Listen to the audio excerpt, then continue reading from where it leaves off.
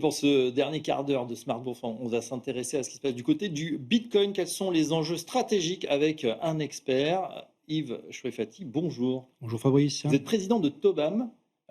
Tobam, qui peut-être nos spectateurs ne le savent pas, a lancé le premier fonds en Bitcoin au monde. Tout à fait. C'était quand? Alors on a commencé à s'intéresser au Bitcoin en 2013, on a lancé le fonds en 2017. Tobam, ça veut dire Think Out of the Box Asset Management. Ouais. Et Il fallait voilà. penser en dehors Voilà, donc l'idée de des Tobam... chemins battus, parce qu'en 2013, il n'y a pas beaucoup de gens qui ont fait Bitcoin. En 2013, c'était un gadget. Donc honnêtement, on s'est intéressé au gadget comme quand on était ado, qui ont démonté les postes de radio pour comprendre comment ça marchait, pour essayer de comprendre. En 2013, je me suis aperçu qu'on était 4 dans la boîte à s'intéresser au Bitcoin. Mais comme un gadget, les bots, on est des matheux, et on s'intéresse à ça mathématiquement. C'est seulement en 2016 qu'on a compris que ce truc-là, en fait, c'était pas un gadget, et qu'on a décidé d'implémenter un pari en 2016. Et on a nommé ce pari, on l'a décrit par une phrase, et la phrase, c'est: un jour ou l'autre, les plus gros gérants de fonds du monde lanceront des fonds en Bitcoin pour leurs clients. Ça, on l'a écrit dès 2016. Donc ça paraissait complètement farfelu il y a près de 10 ans maintenant. C'est le cas aujourd'hui avec un engouement extraordinaire pour ce cryptoactif qui est la plus grande monnaie virtuelle du monde. Alors, je dis monnaie, c'est un token, on pourrait ergoter bien sûr. Mais en tout cas, voilà, c'est devenu un actif, c'est même un actif de diversification. On dit souvent que c'est l'or numérique. Est-ce que vous êtes d'accord avec cette définition? Une réserve de valeur. Voilà, en fait, l'économie, c'est de la confiance. Quand vous achetez une bouteille d'eau de chez l'épicier, vous espérez que c'est vraiment une bouteille d'eau, et lui, il espère que l'argent que vous lui donnez, c'est du vrai argent. Toute transaction, elle repose sur la confiance. Et pour que l'édifice de la confiance soit solide, il y a besoin d'une clé de voûte de la confiance. Et pendant des millénaires, la clé de voûte de la confiance, c'était l'or. Si je vous disais à l'époque, j'ai 5 lingots d'or, vous me faisiez confiance. Ensuite, on s'est aperçu que l'or, il avait des problèmes. Un des plus grands problèmes de l'or, c'est qu'il n'est pas auditable. Aujourd'hui, si je vous dis j'ai 5 lingots d'or, c'est un acte de foi que de me croire. La seule manière d'auditer mon stock d'or, c'est de le faire fondre. Il n'y a pas d'autre méthode. D'accord. L'or a été remplacé comme clé de voûte du système de la confiance par le dollar. Si je vous disais, il y a quelques années, j'ai 3 millions de dollars, vous me faisiez confiance. Aujourd'hui, un nombre croissant d'observateurs ont l'impression que l'intérêt objectif des États-Unis d'Amérique, c'est de dévaluer le dollar. Quand on est assis sur des quantités gigantesques de dettes, quand on a des problèmes de productivité partout, en fait, si on regarde les choses objectivement, on peut penser qu'on a intérêt à dévaluer sa monnaie. Quand le président lui-même annonce qu'il veut dévaluer le dollar, c'est là qu'on peut... Et la perspective d'une dévaluation, c'est pas compatible avec le statut de clé de voûte du système de la confiance. Et je pense qu'en fait, l'intérêt des États-Unis, c'est de faire en sorte que le dollar ne soit plus le clé de voûte de la confiance, parce que c'est très coûteux pour les États-Unis, en fait. Et en fait, ils sont en train, de manière plus ou moins publique, de s'emparer de ce qui pourrait devenir la future clé de voûte du système de la confiance, du Bitcoin. Aujourd'hui, ils abandonneraient ce qu'on appelle le privilège exorbitant, le billet vert, qui est quand même la monnaie de référence. Ils ne l'abandonneraient pas, mais ils le dévalueraient. Le dollar, il restera en cours. Les États-Unis honoreront leurs dettes. Comment ils honoreront leurs dettes? En imprimant des dollars. Et en fait, un prix Nobel d'économie a défini l'inflation de manière originale, Milton Friedman. Il a dit l'inflation, c'est pas la hausse de valeur des choses. Une pomme, aujourd'hui, ça vaut pas plus cher qu'une pomme il y a 20 ans. Ça n'a pas plus de valeur. Par contre, quand vous regardez son prix en euros a beaucoup augmenté. C'est pas la valeur de la pomme qui a augmenté. C'est la valeur des euros qui a diminué. C'est la valeur du dollar qui a diminué. Vous savez, en 1694, il y a un groupe de businessmen à Londres qui se sont réunis et qui ont dit on va créer une boîte, une entreprise. Cette entreprise, elle va lever du capital pour acheter de l'or. Et ils ont décidé de nommer cette entreprise la Banque d'Angleterre, Bank of England. En 1800, il y a un homme d'État français qui était premier consul, qui était Napoléon Bonaparte. Il a réuni les 100 familles les plus riches de France. Il leur a dit, on va faire comme les Anglais. On va lever du capital et acheter de l'or. Et on va appeler cette boîte la Banque de France. Et pendant 150 ans, ces boîtes étaient privées.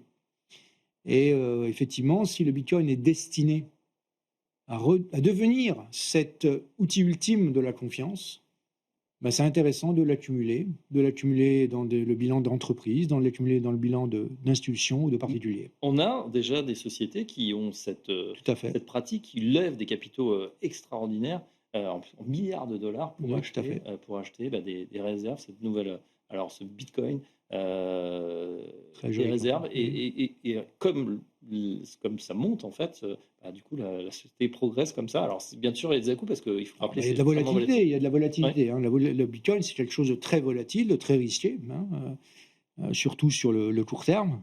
Et effectivement, le cours de ces actions, il monte énormément et de temps en temps, il baisse beaucoup aussi. Alors, vous avez parlé de privatisation de ce Bitcoin par les États-Unis. C'est une stratégie. Enfin, comment vous décryptez, pourquoi vous analysez cette stratégie comme ça? Alors, à part ces grosses boîtes, justement, qui achètent énormément de Bitcoin, en plus, il n'y en a plus tant que ça. On rappelle, c'est un stock fini de 21 millions. Il y en a quelques millions qui sont déjà évaporés ou perdus sur certaines clés qui ont été oubliées ou détériorées. On peut dire que finalement... Il y a 21 millions de Bitcoin et il y a à peu près 100 millions de millionnaires sur la planète. Si tous les millionnaires veulent du Bitcoin, il va falloir qu'ils se battent. Et sur quel terrain ils vont se battre? Sur le terrain du prix. C'est ça qui fait l'appréciation du Bitcoin. Les entités qui accumulent du Bitcoin, c'est des individus. Baudouin, c'était seulement des individus. Et ensuite, ça a été des institutions, surtout américaines et surtout asiatiques et du Moyen-Orient. Les Européens, une fois de plus, c'est pas qu'ils n'y croient pas, c'est qu'ils sont en retard sur tout. Donc, ils sont en retard sur ça aussi. Ils ont des grands principes, ils manquent de pragmatisme. Ils ne se posent pas la question de savoir si ça marche ou ça ne marche pas. Et ils prétendent savoir qu'est-ce qui est bien et qu'est-ce qui est mal. Ça, malheureusement, en économie, ce n'est pas très efficace. Alors justement, quels seraient les impacts géopolitiques si le Bitcoin devenait effectivement une clé de voûte de la confiance mondiale? En fait, s'il y a un acteur qui a intérêt à ce que ça ne change pas trop géopolitiquement, c'est bien les États-Unis. Et pour ne pas changer, il faut changer. C'est souvent comme ça dans la vie. C'est-à-dire pour garder il faut évoluer. Voilà, pour quelque part...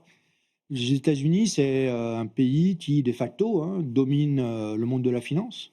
Toutes les grandes banques sont américaines, qui dominent complètement Internet, qui dominent le monde de la tech, qui dominent l'IA de manière énorme, et qui vont s'arranger, pas de manière forcément très calculée, mais peut-être de manière calculée aussi, pour s'approprier le prochain étalon de la confiance. Aujourd'hui, à peu près 65% des stocks identifiés de Bitcoin appartiennent à des acteurs américains. Pas à l'État américain, je ne parle pas. Vous savez, la Banque de France, c'était une institution privée jusqu'en 1945. La Banque d'Angleterre, c'est une institution privée jusqu'en 1946. La fédérale elle-même, la Federal Reserve, n'a pas un actionnariat étatique. Il y a beaucoup de théoriciens, dont le plus grand des théoriciens, Friedrich Hayek, qui dit que la Banque centrale doit être une entité privée. Elle doit être exposée à la concurrence. Parce que dès lors que vous donnez le monopole de l'émission monétaire à quelqu'un, ce quelqu'un, il va en abuser. C'est pour ça que l'euro, malheureusement, du point de vue de sa seule mission, est un échec. La seule mission de l'euro, c'était de préserver sa valeur. Oui. Et la valeur de l'euro, elle a énormément baissé quand elle est mesurée en bien réel. Et c'est ça le problème des fiat, c'est que les États se sont accaparés l'émission monétaire. Et comme il n'y a pas d'acteurs économiques plus court-termistes que le politique, c'était voué à l'échec. Et c'est ce qu'a écrit brillamment dans son livre, Friedrich Hayek, le livre qui s'appelle « Pour une vraie concurrence des monnaies ». Est-ce qu'une monnaie décentralisée, totalement décentralisée, comme le Bitcoin, elle peut remplacer le rôle du dollar dans une économie globalisée? L'ancêtre du dollar était décentralisé. L'or, c'est quelque chose de décentralisé. Il n'y a pas un conseil d'administration qui décide de la quantité d'or qui existe, qui décide de brusquement miner plein d'or, puis brusquement de miner moins d'or. La monnaie, c'est un étalon. La monnaie, ça sert à quoi, la monnaie? Ça sert à stocker le travail. Si on vient le matin contre un salaire, c'est tout bien qu'on a stacké notre travail contre du salaire, dans l'espoir qu'avec ce salaire, on pourra acheter le travail de quelqu'un d'autre. Donc c'est très important de stocker la valeur. Et l'échec du projet euro, dans sa seule mission, la seule mission de l'euro. Rappelez-vous, il y a eu un conflit entre l'Allemagne et la France à la création de l'euro. L'Allemagne voulait une seule mission, c'était la préservation de la valeur. La France voulait 2 missions, la préservation de la valeur et la stabilité financière. De juré, les Allemands ont gagné, mais de facto, malheureusement, les Français ont remporté le morceau et aujourd'hui, l'euro et la chute de l'euro est inscrite. C'est évident que les fiat, le système fiat va être remplacé par un nouveau. On traduit par contre fiat parce que ça parle. Les monnaies décrétées. Voilà. Les monnaies décrétées. Les monnaies qui n'ont pas de valeur intrinsèque, mais qui brusquement ont été décrétées du fait de la loi. J'ai une dernière question, et je suis fatigué, vous qui connaissez donc cette technologie blockchain et en particulier Bitcoin depuis pratiquement son origine. Vous êtes peut-être Bitcoin maximaliste. Est-ce qu'on peut mettre un prix sur le Bitcoin, voilà, si on imagine à 2, 3 ans, 5 ans, qui effectivement ait un rôle prépondérant dans notre économie? En fait, ça revient à répondre à une autre question, c'est quoi le prix d'une pomme dans 10 ans? Moi, je vous dis que le prix d'une pomme dans 10 ans, quand elle sera libellée en euros, ce sera 10 fois plus cher.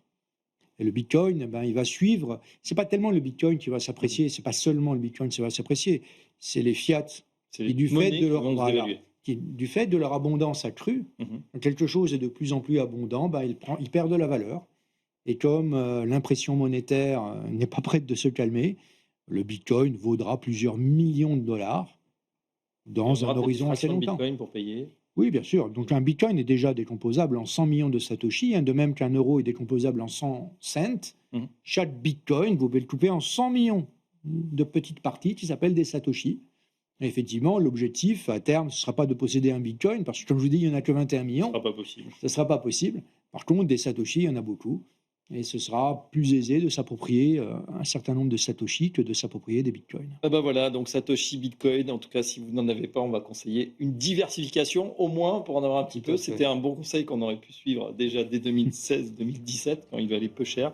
Aujourd'hui, c'est fortement apprécié, mais c'est bien parti pour continuer. Merci Yves Chouefati pour cet éclairage sur le Bitcoin. On renvoie votre article dans la revue Banque. Et si les États-Unis réorganisent le système entre dollars et stablecoin et Bitcoin. Merci à vous. Je rappelle que vous êtes président de Toba et à très bientôt sur Smart Bourse. Cette édition se termine. On se donne rendez-vous demain à la même heure en direct de 17h à 18h. On est réécoutable sur toutes les plateformes de streaming, Spotify, Deezer, Apple Music. N'hésitez pas à nous noter si vous aimez l'émission et à nous réécouter. À demain. Très bonne soirée à tous.